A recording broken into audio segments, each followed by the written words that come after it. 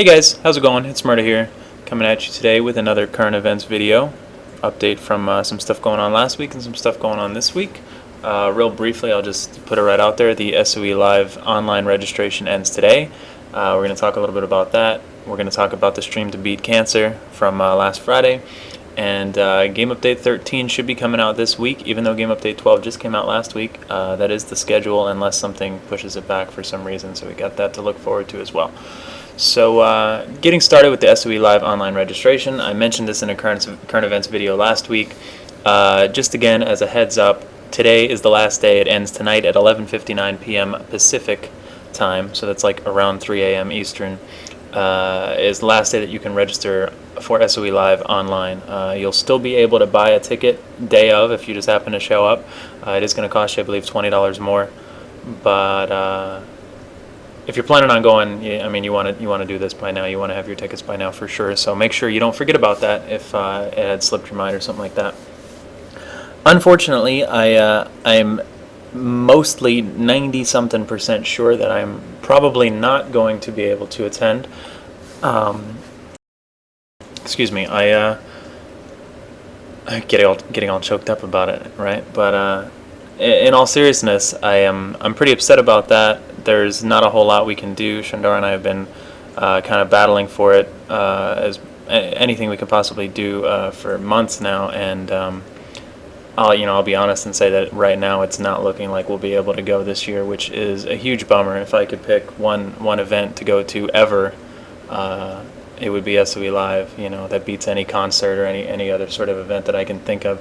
So I'm really disappointed if we don't make it out there this year. But if not, I don't want this to be like a negative video. So that's that. And I don't know. I mean, we need better planning, I guess, in the future on our end. I'm not sure what else to say about that. There was also some things just outside of our control that shit happens, I guess, and you got to roll with the punches. If we aren't going to go, I will be at home as much as I possibly can, keeping up with it, keeping you guys in the know, watching and being glued to any sort of streams that they're putting out from it. And all sorts of things like that. So regardless, I am still really looking forward to it, and I hope that you guys are too. And again, regardless, we definitely plan on going to SOE Live 2014 next year, and we'll make those plans as soon as we possibly can, as soon as we know the dates and information and stuff like that. We also plan on going to any other events like MLG events that we can. It looks like MLG Columbus is going to be November 22nd to 24th. I haven't gotten 100% confirmation about PlanetSide's representation there, but I hope that SOE is going to be there repping PlanetSide. I wouldn't see why not, other than it being a little bit of a trip for them. But we definitely plan to be there, and as long as SOE is going to be there, we'll be there. And that should be a lot of fun. And if you guys need any help from any East Coast bodies, give us a holler, and we'd be glad to help out any way we can.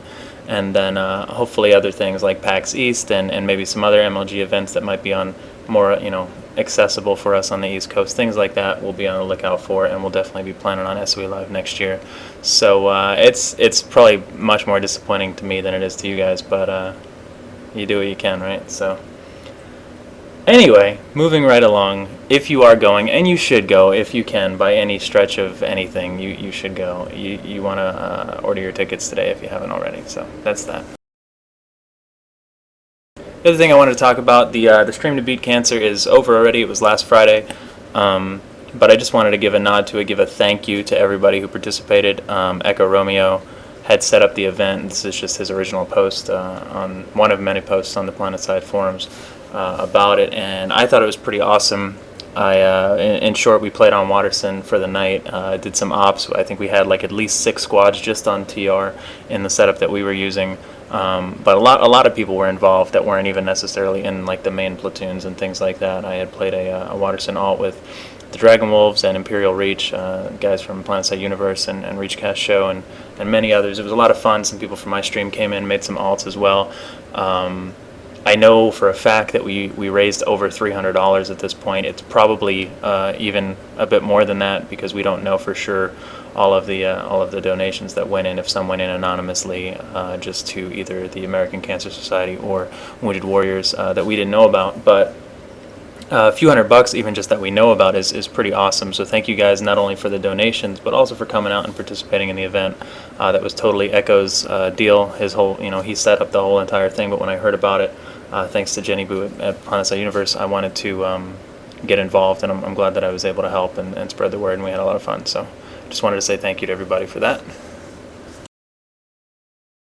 And then the other news, I think, is Game Update 13, like I said at the beginning of the video, should be this week. Since Game Update 12 was delayed a week, they're trying to push out 12 and 13 back to back, since 12 was also a rather small update. That's what they're hoping for. There is some patch notes on the test. Keep in mind, everything you see on the test and everything you see in these notes is not necessarily slated for the next patch.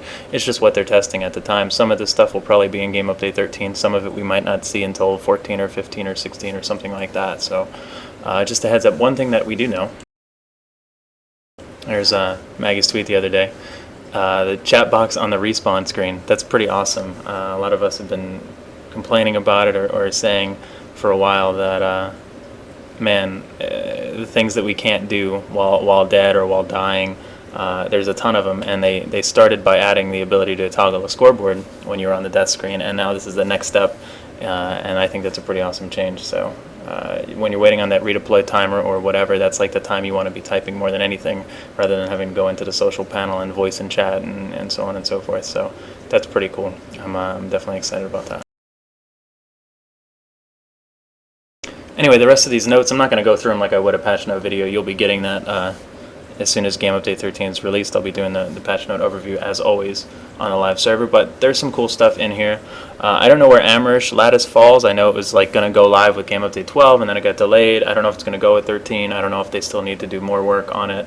Originally I thought SOE had the preference, and then it was like Amurish was going to come out last minute and then it wasn't, so I'm not sure. There's no Amurish Lattice notice in here. But looking at all sorts of these types of things, Indar and Amurish kind of are getting treated the same for changes. So I'm assuming that that's going to be an easier setup for them, whereas SOE and the dome shields and all that is a larger revamp. But I don't know which, if either or both, we'll see go live with Game Update 13 or how they're going to release. But they are in testing phases for sure, and that's well underway. And in some cases, it has been for a couple weeks now. So be sure to hop on the test and check that out, and you have that to look forward to. Implants are in a very primitive state, I guess, at the moment. Not really functional, but they're on the horizon, so that's pretty cool. I've been looking forward to implants for a long time and seeing what they do with it and how they make them work. Different from PlanetSide 1 and different from the PS2 beta model, for that matter, or the same as either of those. I personally hope that they stray away from the timed model where they're consumable, especially if it's time played, because I think that's a very frustrating model to deal with, especially for something you pay real money for. But we'll see what they do. That's just my advice. I'd like to have them either be permanent, or if they are consumable, be something that it only ticks down your time on, or rather only gets consumed on time that you actually spend playing your character. I hope that they do the same thing for boost, but I understand it's a little bit less of an issue with boost, because that's just kind of like fluff that's icing on your cake, whereas implants are going to be more or less a bigger deal than just getting more EXP or resources. You see some changes to a lot of vehicle weapons, especially ESFs. We'll look at that in a second. These are just, like machine gun type changes. I like the Basilisk change because I started using the Cobalt on the ATV, and I was like, man, the Basilisk's pretty bad, but maybe after I'm done with the Cobalt or XM, I'll use the Basilisk anyway. So hey, why not? Buffed it for me just in time. So yeah, there's some ammunition belt changes, the Drake changes. This one I thought was pretty friggin' awesome, the advanced shield capacitor change. I actually know some people who've used that in its current state when it was 2.5 seconds for the max rank, and it's going all the way up to 4, and I think that's a really good change, because I never thought it was worth using over Nanoweave, but I might actually consider it in many different loadouts with this change, because that takes your shield recharge, you basically the blue bar that is in your health, down from 10 seconds to 10 seconds to 6 seconds, excuse me, of not taking damage, being out of combat, whatever you want to call it, before it starts recharging. And for somebody who's pretty aggressive, that could certainly be extremely helpful. I don't know how many times I go in and engage the next enemy when I'm only sitting at my health that I got back from my med kit, and I'm too lazy or too impatient to let it recharge. So I certainly will be checking that out, making some use of that, and it might be overlooked as a small change, but it might actually be a pretty nice one. So keep an eye out for that. I'm going over these in way more detail than I intended, but anyway, there's some other indicators, easier to see things on your HUD, some new spotting icons, things like that. I'm not going to really mention anything about that. And then there is a slew of vehicle weapon changes, mostly looking at the default cannons and the rotary cannons, and how they change to be more Empire specific in nature and things that are pros and cons for them and stuff like that. Iron Fist LMS made a great video on his YouTube channel. His LMS TVX, I believe, is the YouTube. I can link it. You definitely want to check that out if you're into piloting, not only for his more tutorial videos, but just for his thoughts on it, because he's certainly one of the premier pilots in PlanetSide 2 right now. So I'm not going to go into detail on the stuff. Read through them if you want to actually see the numbers that were changed. But there's some more or less significant changes, and I'm sure there's going to be many more to come. Matt Higbee clarified that the ESF changes will be rolling out over the course of 3 game updates, so I'm not sure if that's 13, 14, 15, or what, but we're not going to see all of these things, like I said, necessarily all at once, and they're going to be happening over time. So I'm personally pretty interested in that. I haven't been into dogfighting in PlanetSide 2 yet, really. I was into it a lot in PlanetSide 1, but it's definitely my weakest suit in PlanetSide 2, so I'm kind of curious to see what they do and maybe get back into it a bit more.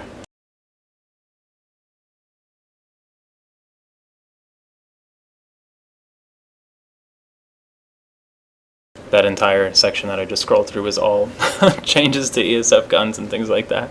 So the other few things that are in there, VS got their new audio. Check those things out. A lot of things seem to get affected. I don't know if you remember a couple months back hearing some of the proposed audio changes that were posted, and I remember listening to them on like the PlanetSide Universe forums and things like that. So see what your favorite guns sound like, and if you like it or if you hate it, and get some crazy like Manticore sounds in there again. So hopefully they're pretty good. I haven't heard like what they actually went into the patch with just yet. I only heard the I guess the prototypes or the test, the concept audio a while back. But since I jumped ahead of this, Malorn mentioned basically this very thing on the PSU forums a couple days ago about changing respawn logic. And I'm not going to read through all of it, but I think it's a good idea. There's been some frustrating situations with being able to respawn at bases, and there's also been some frustrating situations for attackers when defenders can just redeploy to a base that you might argue they shouldn't be able to. So hopefully this helps tidy that up a little bit. Down in bug fixes, the this MCG animation, I was wondering about that. Like, I didn't even realize it was like essentially a bug, but I knew it didn't feel right, and I'm glad to see that because that was a little bit frustrating. So I'm happy about that, and I think everything else is pretty straightforward, minor changes. And this other stuff column, there's some minor changes, spotting of explosives. That's pretty cool. Toning down the diagonal movement a little bit on the drifter jump jets, and this thing right here, this line, the low graphics setting cloak effect is less gray and more transparent. I missed this note somehow when I read through these when they were posted on Friday, and I don't know how I missed that, because I think that's awesome. As you guys know, a lot of people have been complaining about that for a while. People use low settings to see infills more easily, at least sometimes. It is an unreliable setting. Sometimes they're still very hard to see, even harder to see than other settings, you might argue. And lots of times they're very easy to see. So I personally play on medium. I like medium for other reasons that I've gone into in detail in other videos. And I also like the consistency with how infiltrators look. So it was always really frustrating to get gibbed by somebody who sees you just because they happen to get you on low settings in a particular situation where you're very, very visible to them. So hopefully that drastically tones down the amount of deaths as an infiltrator, or even as a cloaked flash for that matter, in situations where you really just shouldn't have been able to be seen. So that's pretty cool. I'm very excited about that, and I think that's a good place to end. I've probably been talking a lot for current events. If you don't know the current events videos, I started doing them kind of on a whim a few months back, and they've just become a thing where, once a week or occasionally twice a week. It depends on what's going on, maybe even more, maybe less. I try to give a heads up on things that are coming, things that are happening in the community, in the game, and things that are happening for me, and whatnot. So there's been things to talk about, so here I am talking about them. Like I said, keep an eye out for the Game Update 13 patch note overview the day of the patch, provided that I don't get into any YouTube exporter problems with Twitch like I did on Game Update 12's day, and I had to release it the day late. But that should be coming out then, and I'll probably do a loadout video for Analyze This in the near future, maybe the end of this week, maybe next week. It's been something people have been asking for quite some time on the stream, and now with the additional loadout slots in the game, I wanted to give my perspective on the loadouts that I typically use and how I go about setting up for like a close range weapon or a long range weapon and things like that. Maybe give you guys some ideas for your new loadouts. So yeah, I will be streaming every day as usual. I apologize, I was pretty busy yesterday. If you tried to stop by the stream and expected me to see me on, and I wasn't. I had some things I had to do IRL. But anyway, I'll be streaming as usual. ItZMuRdA.com or twitch.tv/ItZMuRdA_TV. So if you're not already following, if you're not already a regular viewer, be sure to stop by and say hi. And yeah, thanks for all the support. Thanks for the follows over there and the follows on Twitter, the same as the YouTube name ItZMuRdA. You can check me out over there, and the subs on YouTube as well. I really appreciate all of that. So you guys have a good one, and we will see you soon.